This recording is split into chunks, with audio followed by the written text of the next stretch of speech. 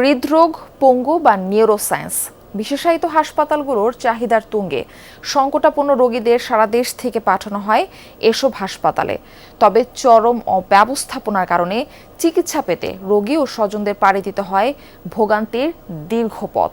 মাসের পর মাস সিরিয়াল ঠেলে পরীক্ষা নিরীক্ষার পর অপারেশনের তারিখ পেছায় বারবার। শয্যা সংকট ও অসাধু চক্রের দৌরাত্মে চলে মুমূর্ষু রোগীর লড়াই। রাকিবুল ইসলাম জীবন ও জিহাদ ইসলামের ক্যামেরায় তানজিম শাফিনের রিপোর্ট। ভোগান্তি ভুলে চলে আসুন রিগালে। ওয়ারেন্টি সহ স্টাইলিশ কালেকশন নিয়ে রেডি রিগাল ফার্নিচার। ওনারা বলতেছে আমার নাকি কোনো সিট নেই, তাহলে এইভাবে তো ঘোরাঘুরি করতে করতে দেখা যাবে যে আমার আম্মা মারা যাবে। স্ট্রোক করা মুমূর্ষু মাকে নিয়ে ঢাকা মেডিকেল বেসরকারি হাসপাতাল ঘুরে চিকিৎসা না পেয়ে জাতীয় নিউরোসায়েন্স ইনস্টিটিউটে স্বজনরা পাশে পাঠাচ্ছে, তারপর উপরে পাঠাচ্ছে, নিচে পাঠাচ্ছে, সব রিপোর্ট আছে। ওনারা আমার রিপোর্টগুলো দেখে আমি বলতেছি, রিকোয়েস্ট করতেছি যে আমার রুগীটা ভর্তি দেন। বিশেষায়িত চিকিৎসায় সুনামের কারণে সারা দেশ থেকেই স্ট্রোক, ইনজুরি সহ মস্তিষ্ক ও স্নায়ুজনিত নানা সমস্যা গভীর হলে রেফার করা হয় নিউরোসায়েন্সে।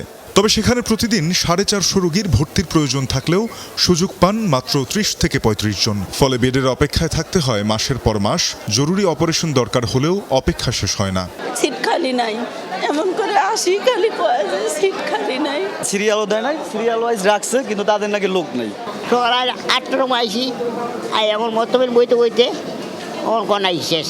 ডাক্তার দেখাতে পারেন না, আজকে রইব না। ময়মনসিং থেকে আমরা নিয়ে আসছি, এফআর করে দিছে, মানে ভর্তি এনে করে চিকিৎসা করার জন্য, কিন্তু বেড বেগরে আমরা চিকিৎসা নিতে পারতেছি না। ডাক্তার দেখাইছি, নো বেড লেখা দিছে, কিন্তু একটা যে পেশেন্টের ওষুধ লেখা দরকার কিছু লেখা নেই। ওষুধ কোম্পানির লোকের জন্য ভিতরে ঢুকতে পারতেছে না, এখন বলতেছে পরে। লেভেলে কোনো লোক থাকে তাদেরকে আপনারা বললে ধরলে তারা অবশ্যই একটা ভর্তির সিট নিয়ে দিতে পারে। দেশের আরেক সর্ববৃহৎ অর্থোপেডিক হাসপাতাল নিটোর। এখানেও দালাল চক্রের বাইরে স্বাভাবিক সেবা পাওয়া মুশকিল। রোগীদের অভিযোগ, প্রয়োজনীয়তা নয়, হাসপাতালের তৃতীয় ও চতুর্থ শ্রেণীর কর্মী সিন্ডিকেট ঠিক করে কে পাবে বেড, কার জায়গা হবে ফ্লোরে। এই যেমন অপারেশনের পর পোস্ট অপারেটিভ বেড বরাদ্দ হলেও ফয়সালের জায়গা হয়েছে হাসপাতালের মেঝেতে। আমার সিট দিয়ে আবার সিট কাটিয়ে লাগছে, অপারেশনের সময় লগ লগ সিট ভর্তি করে দিছি, আমার হ্যাঁ দে নাই। হ্যাঁ আমি আইসি হপ্তাহে নিচেই থাই স্যার বলতেছে যে টাকা লাগবে, আমরা 330 টাকা করে বলে, এইভাবে বলে। হাসপাতালের সিট তো ফ্রি, কে বলেছে? মানে ওই যে পটবাইরা। রোগী ও স্বজনের অভিযোগ, সংকটের এই সুযোগ নেয় হাসপাতালের কর্মচারীদের এক সিন্ডিকেট। টাকা দিলে তারা সহজেই ব্যবস্থা করে দেন বেড, এমনকি অপারেশনের তারিখ।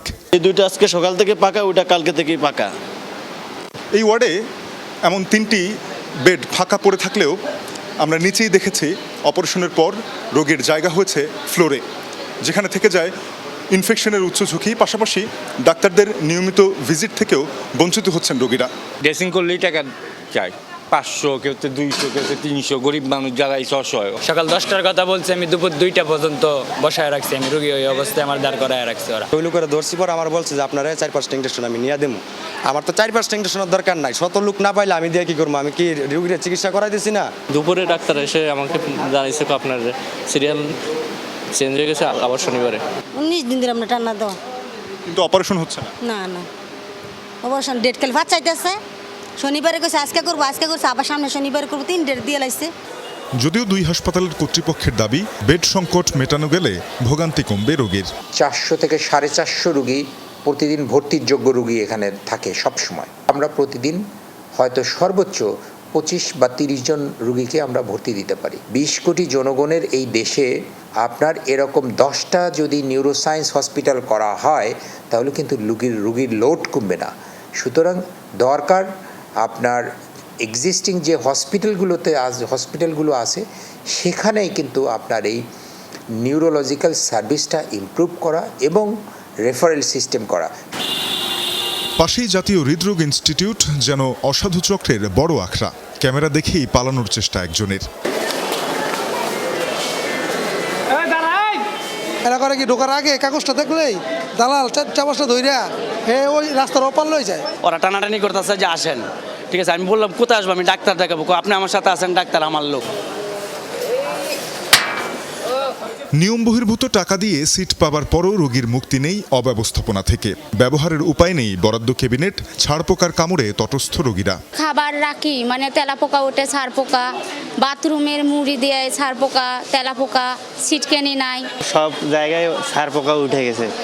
এখন এগুলা বাসায় নিয়ে যা পরিষ্কার করে তারপরে ঘরে নিব। টাকা না দিলে কোনো সিটে উঠতে দিবে না। আবার আগে নিচে বেডে নেওয়ার পরে টাকা দাও, না দিলে ফাইলও দিচ্ছে না। কর্মচারীকে তারা পেটে দায়িত্ব আছে মাস্টার পরিচয় বললে তো এখন আমাদের রুগী আছে, আমাদের ভুক্তভোগী হইতে হইব। এসব নিয়ে ছবি তুলতে গেলে বাধা দিতে আসেন একজন ওয়ার্ড মাস্টার। দেখেন তো আমার জন্য এতজন নিয়ে আসছেন? না এগুলো আমাদের এতজন নিয়ে আসছেন? এইখানে যে দালাল আসে, প্রত্যেকদিন দালাল আসে, আপনারা দালালদের জন্য কি ব্যবস্থা নিয়েছেন?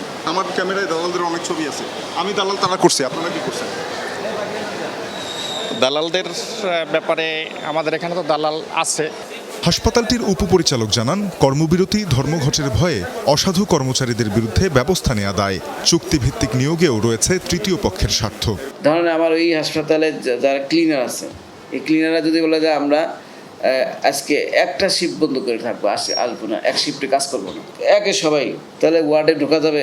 ঠিকাদার নিয়োগ করি, সে হচ্ছে জনবল সাপ্লাই দেয়।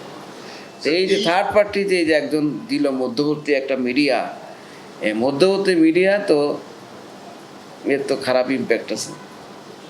দেখা যাচ্ছে সে তার কিছু ব্যক্তি স্বার্থ আছে। রাজধানী সহ দেশের প্রায় সব হাসপাতালের চেহারাই একই রকম। সিন্ডিকেটের জাল ছেড়ে সেবা আদায় করা রোগীর জন্য আরেক লড়াইয়ের নাম। তানজিম শাফিন, যমুনা নিউজ, ঢাকা।